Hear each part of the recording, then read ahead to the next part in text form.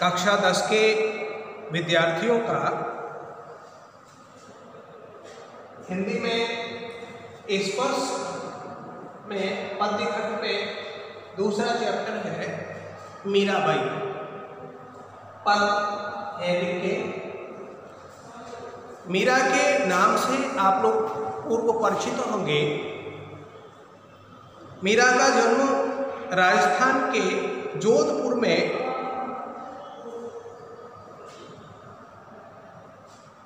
चौकड़ी नामक स्थान पर हुआ था। इनके बारे में ये कहा जाता है कि बचपन में ही मात्र 8 वर्ष की उम्र में मीरा कृष्ण भक्ति में लीन हो गई थी और ऐसी लीन हुई कि सारे जीवन वो कृष्ण भक्ति में खोई नहीं और अंत में यहाँ तक कहा जाता है कि कृष्ण मूर्ति में ही मीरा सशरीर समाहित हो गई। हिंदी साहित्य के भक्त कवियों में मैं आपको पहले हिंदी साहित्य के भक्ति काल से थोड़ा सा परिचित करा देता हूँ।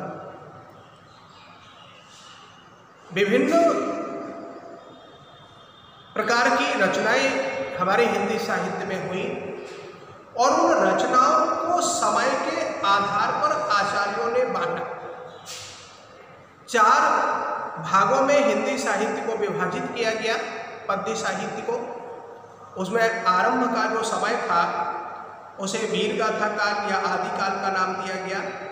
उसके बाद का जो समय था उसे भक्ति काल का नाम दिया गया और भक्ति काल ही वो काल है जो हिंदी साहित्य के स्वर्णिम युग के रूप में जाना जाता है। वहाँ अनेकों भक्त कवि हुए और ऐसे ही भक्त कवियों की श्रेणी में मीराबाई का भी स्थान है। मीरा जो कृष्ण भक्त थी, कृष्ण की अनन्य आराधिका थी। भक्ति काल में निर्गुण और सगुण 2 प्रकार की भक्ति धाराएं थीं। निर्गुण भक्ति धारा जिन्होंने ईश्वर के रूप को स्वीकार नहीं किया, उनके अनुसार ईश्वर सर्वत्र है लेकिन उसका कोई रूप नहीं है। जैसा कि शब्दार्थ से ही आप समझ रहे होंगे, निर्माने नहीं गुण, जिसमें कोई गुण नहीं है, जो है लेकिन दिखाई नहीं है। कबीर आदि निर्गुण काव्य धारा के कवि थे। सूर, तुलसी, मीरा, इन्होंने ईश्वर के सगुण रूप को स्वीकार किया। सगुण जो गुणों से युक्त है, अर्थात जिसमें गुण है, जो जन्म लेता है, जिसकी मृत्यु होती है, जो चलता है, फिरता है, बोलता है, जिसका रूप है, ऐसे ईश्वर को उन्होंने माना। और निर्गुण और सगुण 2 काव्य धाराएं थी। उन 2 काव्य धाराओं में भी 2 उप धाराएं थी और उन उप धाराओं में निर्गुण काव्य धारा में आपके कबीरदास जो ज्ञानकार भी थे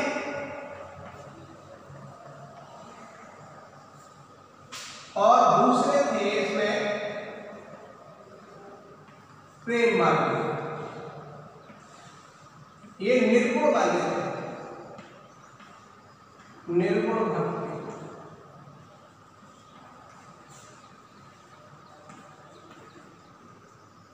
और दूसरी थी सगुण भक्ति धारा,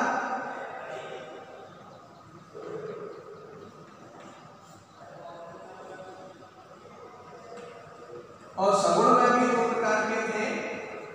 एक तो थे राम भक्त और दूसरे थे कृष्ण भक्त। राम भक्त में जैसे तुलसी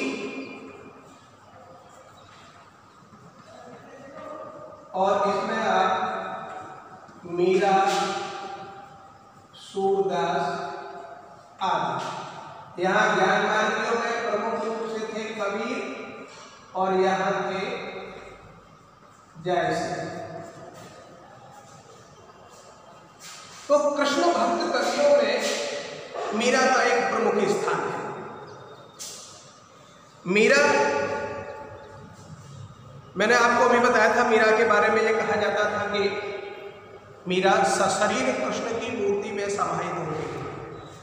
हिंदी साहित्य में मात्र 2 भक्त कवि ऐसे हुए, कबीर और मीरा, जिनके देहावसान के बाद उनकी देह नहीं मिली।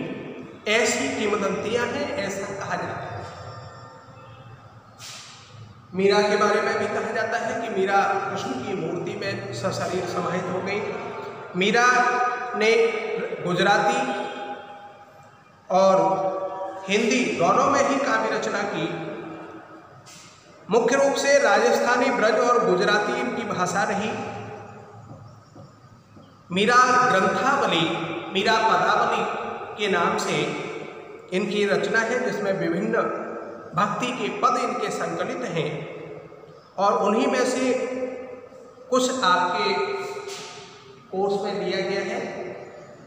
पहला पद है इनका, हरि आप हरो जन की भी, द्रौपदी जी लाज राखी बाड़ आप बढ़ायो चीर, भगत कारण रूप नरहरि धरियो आप शरीर, बूढ़ तो गजराज राख्यो काटी कुंजर पीर, दासी मीरा लाल गिरधर हरो भारी वीर। एक याचना की, एक निवेदन किया मीरा ने कृष्ण से, हरे हे प्रभु आप हरो जल्दी भी, आप सभी के कष्टों को दूर करते हैं। भीर से तात्पर्य उसके कष्ट, उसके दुख। आप इतने दयालु हैं, आप इतने कृपालु हैं कि आप सभी लोगों के कष्टों को दूर किया करते हैं। विभिन्न भक्त हुए आपके और उन्होंने कष्ट के समय में, दुख के समय में आपको याद किया और आपने उनको उस दुख से उबारा, आपने उनको उस दुख से बचाया। और इसको पुष्ट करने के लिए मीरा ने यहाँ पर विभिन्न उदाहरण दिए उन भक्तों के। उन्होंने कहा द्रौपदी ने लाज राखी आप बढ़ायो चीर, आपने द्रौपदी की लाज बचाई, चीर बढ़ा करके, चीर वस्त्र बढ़ा करके। द्रौपदी के नाम से आप लोग परिचित होंगे। द्रौपदी जो पांडवों की पत्नी थी, एक बार युधिष्ठिर और दुर्योधन दोनों के मध्य द्यूत क्रीड़ा में, जुए की क्रीड़ा में, युधिष्ठिर अपना सब कुछ, यह सारा राजपाट, अपने भाइयों और यहाँ तक कि अपनी पत्नी द्रौपदी को भी दांव पर लगा करके हार गए। और तब दुर्योधन ने अपने छोटे भाई दुशासन को आज्ञा देकर के भरी सभा में द्रौपदी को निर्वस्त्र करने का प्रयास किया। उस सभा में जहां भीष्म पितामह द्रोणाचार्य जैसे लोग बैठे हुए थे, किसी ने भी दुर्योधन के इस कार्य का विरोध नहीं किया और कोई भी द्रौपदी की रक्षा के लिए वहां पर उठ करके खड़ा नहीं हुआ। तब द्रौपदी ने भगवान कृष्ण को याद किया और भगवान कृष्ण ने आकर के द्रौपदी की साड़ी को इतना बढ़ा दिया, ये कहा गया कि 10,000 गज बल घट्यो न 10 गज चीर। दुशासन जिसमें 10,000 हाथियों का बल था, वो उस साड़ी को खींचते खींचते थक गया, लेकिन द्रौपदी की वो 10 गज की साड़ी समाप्त नहीं हुई। मीरा इस बात को कहकर के कृष्ण को उलाहना देती हैं।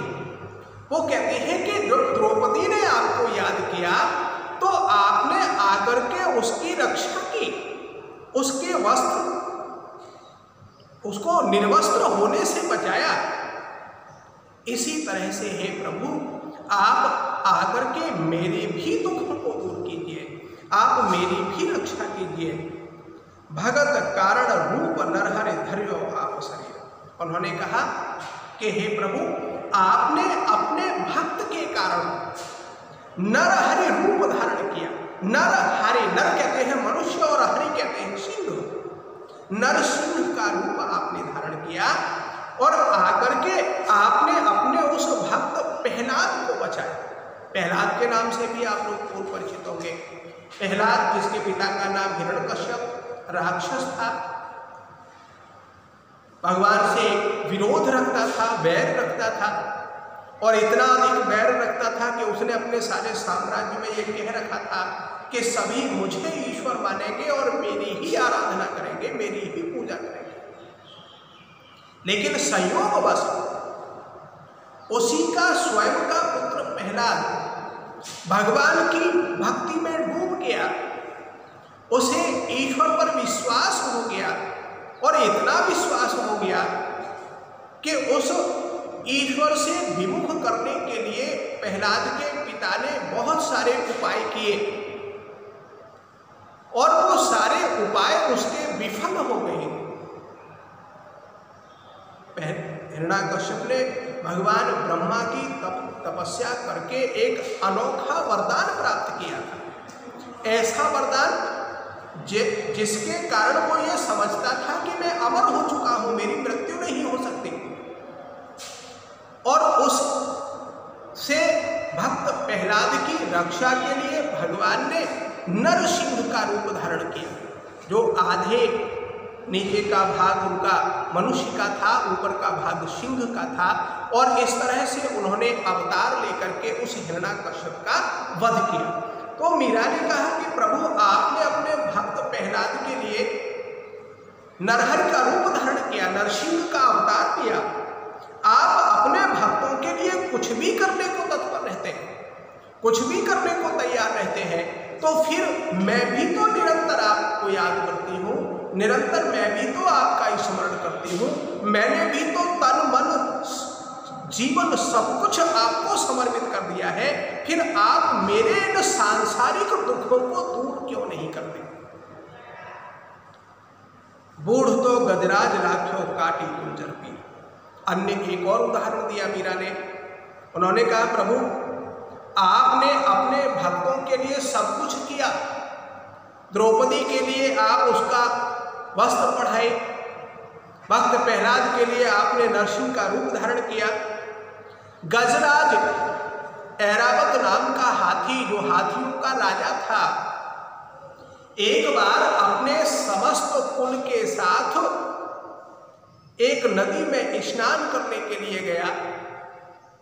समस्त परिवार के साथ जब वो नदी में स्नान कर रहा था, पानी पी रहा था, तो एक मगर ने उसका पैर पकड़ लिया। हाथी ने उस मगर से अपने आप को छुड़ाने का बहुत प्रयास किया, उसके पूरे परिवार ने उसकी सहायता की, लेकिन अधिक समय बीत गया और वो उसको छुड़ाने में जब असमर्थ हो गए तो सभी उसको छोड़ करके चले गए। सब जब छोड़ करके चले गए, कई दिनों तक वो हाथी उस मगर से अपने आप को बचाने का प्रयास करता रहा, और जब अंत में उसे कहीं कोई उपाय दिखाई नहीं दिया तो उसने भगवान को याद किया, और जब भगवान को याद किया तो भगवान उसकी रक्षा करने के लिए उपस्थित हो गए, और उन्होंने उस मगर को मार करके अपने भक्त उस हाथी के प्राणों की रक्षा की। मीरा ने कहा आप सभी के लिए उपस्थित होते हैं, आप सभी के लिए आते हैं, फिर मुझ में ऐसी कौन सी कमी है, मेरी भक्ति में ऐसी कहाँ कमी रह गई जिसके कारण आप मुझे इन सांसारिक दुखों से नहीं बचाते। दासी मीरा लाल गिरधर हरौ मारी।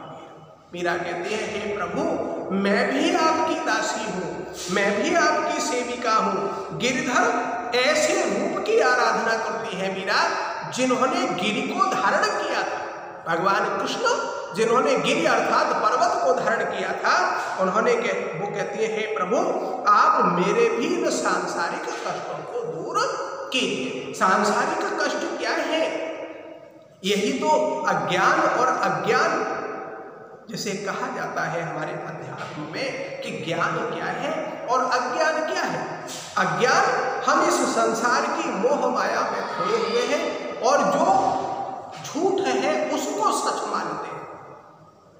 ये हमारा है, ये उसका है, ये हमारा पुत्र, ये हमारी पुत्री, ये हमारी जमीन, ये हमारी जायदाद, ये हमारा धन, ये वाहन, ये मकान, जो नश्वर है, नष्ट होने वाला है, उसको हम अपना मानते हैं। और जो वास्तविकता है, जिसके लिए हमें ये जीवन प्राप्त हुआ, उसको हम एक स्वप्नवत मानते हैं, उसको झूठ मानते हैं। ईश्वर जो सत्य है उसको हम नकार देते हैं, उसको अस्वीकार कर देते हैं, उसको झूठ मानते हैं। और जगत जो झूठ है, संसार जो झूठ है, उस संसार को हम सत्य मान लेते हैं और उसी सत्य को सत्य मान करके हम वैसा ही आचरण करने लगते हैं।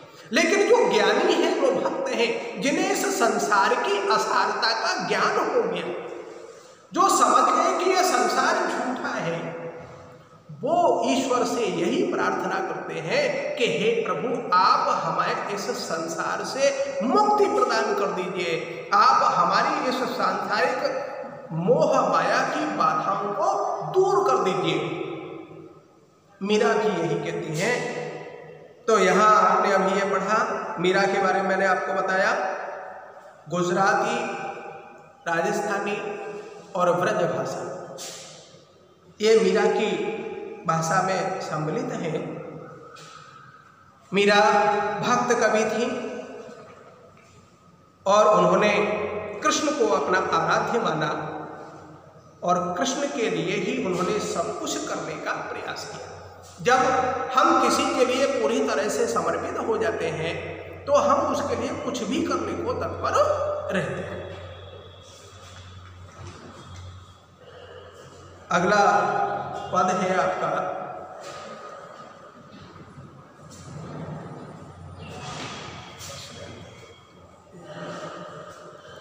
ठीक है, नेक्स्ट अगले